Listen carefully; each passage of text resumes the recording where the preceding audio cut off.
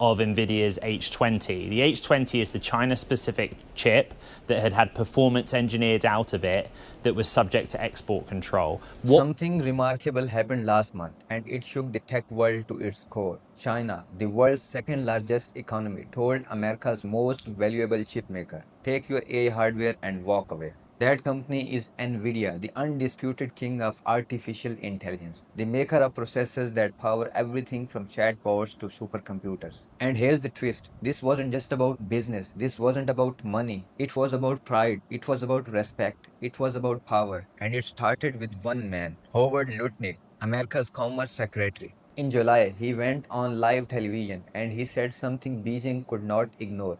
And that's key. So we try to play that balance. We don't sell them our best stuff, not our second best stuff, not even our third best. I think fourth best is where we've come out that we're cool. And then he went further. He said America's goal was to get Chinese developers addicted to American technology. Addicted, like a drug. Think about that for a second. Imagine you are a global superpower and your rival is telling you, you only get our leftovers. We want you hooked on our scraps. For Beijing, that was more than policy, that was humiliation, and humiliation has consequences. Within days, China struck back, not with missiles, not with sanctions, not with regulation, and with coordination. Powerful agencies moved as one. The Cyberspace Administration, the Ministry of Industry, other state regulators, they called in China's tech giants, Alibaba, ByteDance, Tencent, Baidu. These companies are the lifeblood of China's digital economy. They run the platforms used by hundreds of millions. They power cloud services, apps, AI labs, and the message they heard was clear. Stop buying American chips, find Chinese alternatives. Some firms were told to suspend NVIDIA orders completely. Others had to justify every single purchase.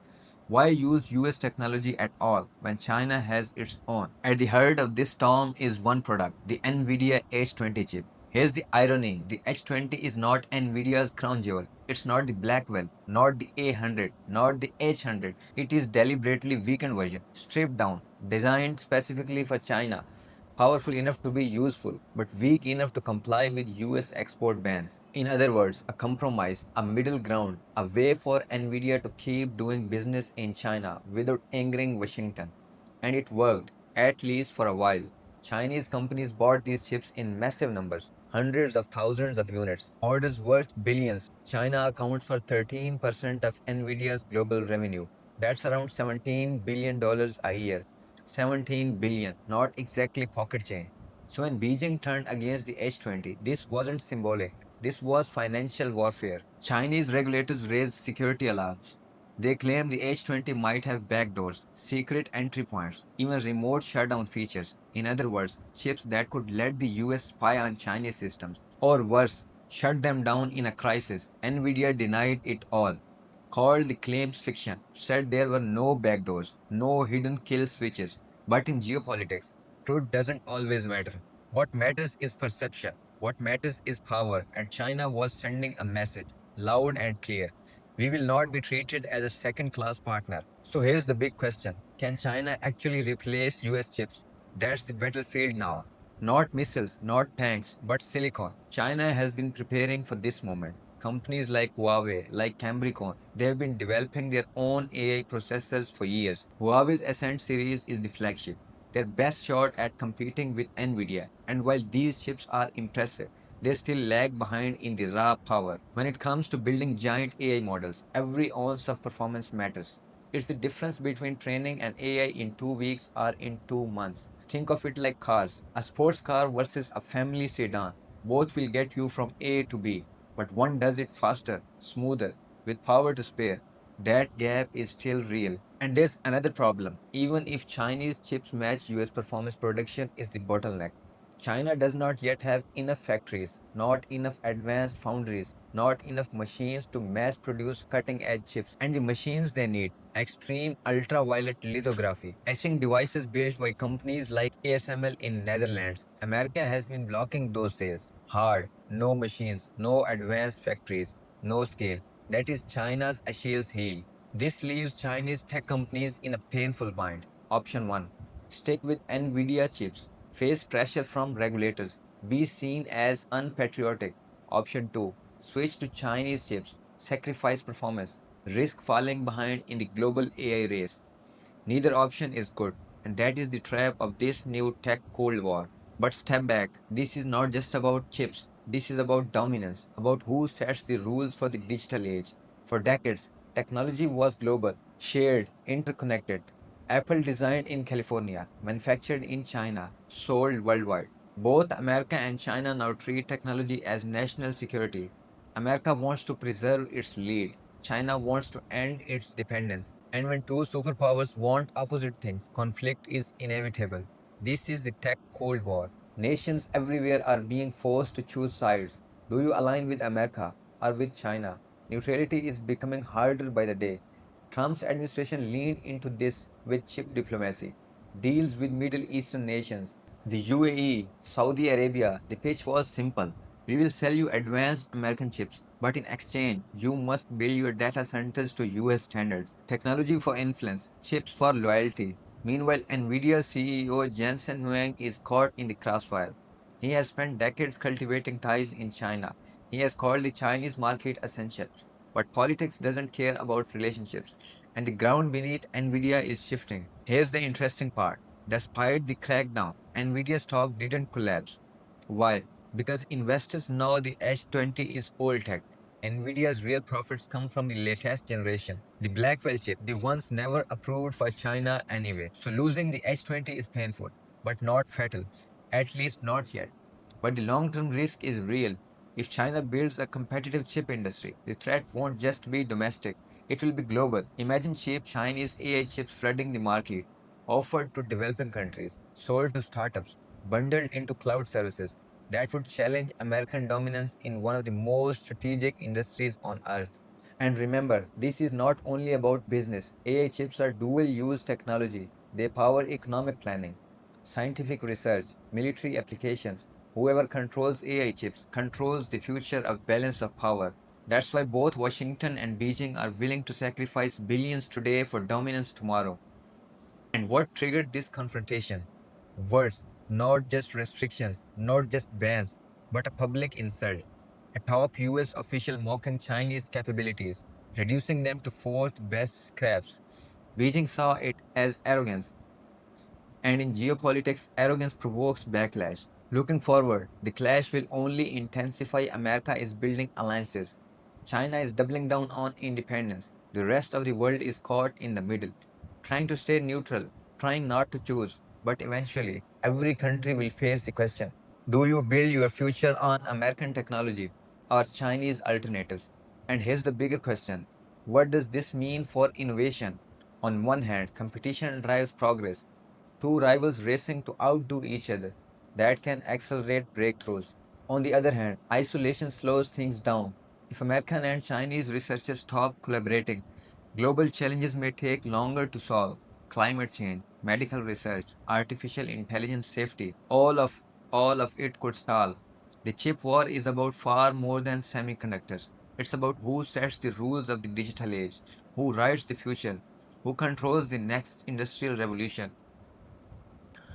And right now, both superpowers are willing to endure pain, to sacrifice profits, to gain that edge. This tech Cold War is only beginning, and its impact will shape the global economy and the global security for decades to come.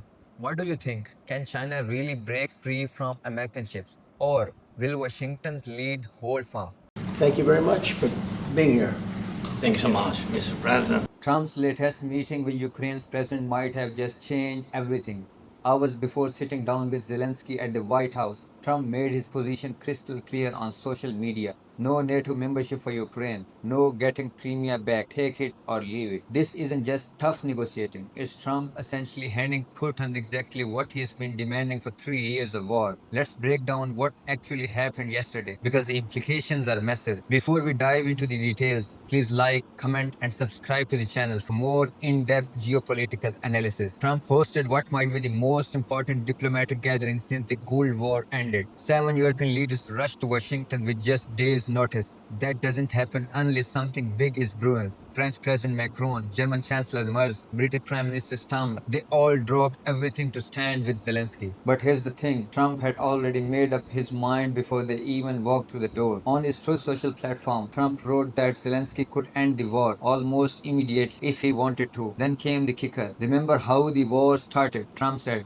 no getting back Crimea, no NATO membership for Ukraine. Some things never change. That's not just Trump's opinion. Those are Putin's exact demands, word for word. Think about what Trump's really saying here. He's telling a country fighting for its survival to give up its most important defensive territory. He's telling them to abandon their biggest security goal. And he's doing it while Putin's bombs are literally falling on Ukrainian cities. Just hours before the talks in Washington, Russia launching more deadly attacks on Ukraine. Russian forces unleashing deadly drone assaults on civilians in Ukraine. At least 6 people killed, including a young child. Zelensky called it Putin's way of humiliating diplomatic efforts. Trump didn't mention it. This all started with Trump's meeting with Putin in Alaska 3 days earlier. That summit was supposed to produce a ceasefire. Trump had been demanding one for weeks. He even threatened new sanctions if Putin didn't agree. But something changed in that room. Trump came out talking about comprehensive peace deals instead of ceasefires. He dropped his sanctions threat. He started echoing Putin's talking points about the root causes of the war. Trump's special envoy Steve Witkoff tried to spin this as progress. He claimed Putin agreed to robust security guarantees for Ukraine,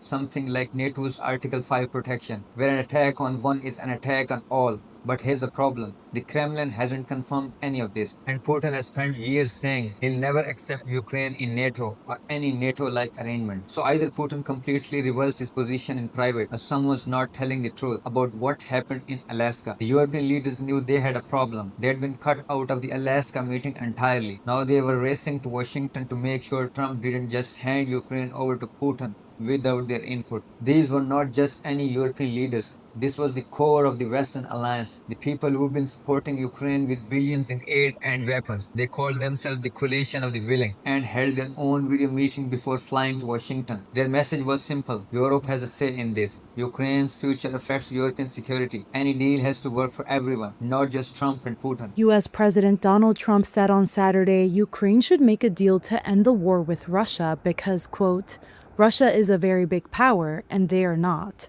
That's not the language of an impartial mediator. That's the language of someone who's already picked a side. The White House meeting itself was unprecedented. 7 world leaders don't usually show up at once unless there's a crisis. The logistics alone were complicated. European leaders arrived first, then waited. Only Zelensky got the full ceremonial treatment at the West Wing entrance. Even Zelensky's clothes became an issue again. Remember, his last White House meeting was a disaster part because Trump didn't like his military style outfit. That would not have been a good situation. What was your second question? My second question for President Zelensky. Why don't you wear a suit?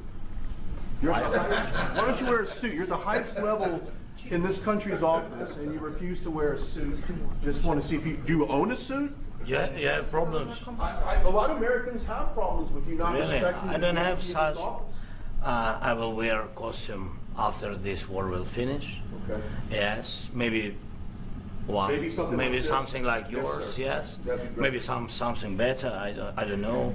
We will see. Maybe something cheaper than. Yeah.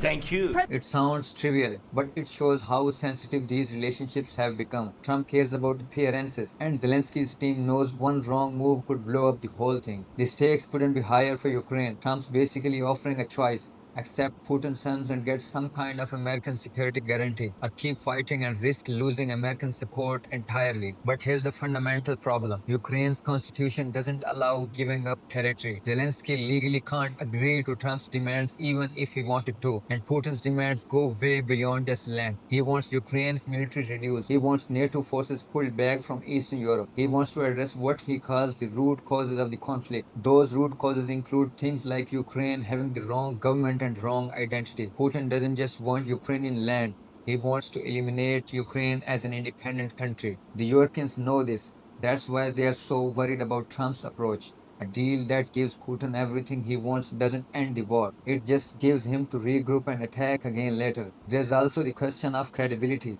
Trump's talking about providing Article 5 style security guarantees to Ukraine, but many experts doubt he would actually honor NATO's existing Article 5 commitments. If push came to shove, why would a promise to Ukraine be any different? Meanwhile, Ukraine keeps fighting and dying. Russian forces control almost 20% of the country now. They are still advancing in some areas. Every day Trump spends negotiating is another day Putin's forces can grab more territory. The timing of all this matters too. Trump wants a peace deal fast. He's probably thinking about his legacy, maybe even a Nobel Peace Prize. But sustainable peace takes time. Rushing into a bad deal could make things worse, not better. Secretary of State Marco Rubio seemed to understand this. He warned there could be consequences, including new sanctions, if no deal gets reached. But that contradicts Trump's softer approach toward Putin. The European leaders left Washington without any clear solution. They got to make their case, but Trump's still calling the shots. And his shots seem aimed at pressuring Ukraine, not Russia. Putin, meanwhile, is sitting pretty.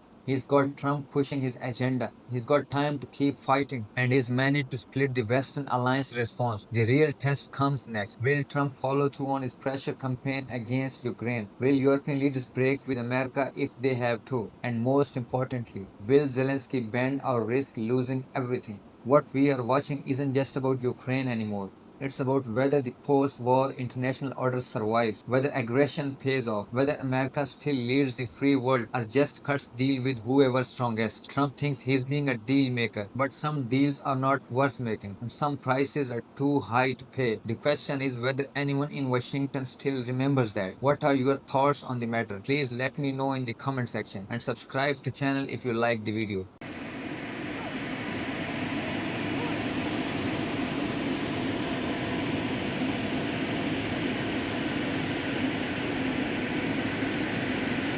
Most powerful man in the world just sat down with Vladimir Putin for 3 hours in Alaska and they walked away with absolutely nothing to show for it.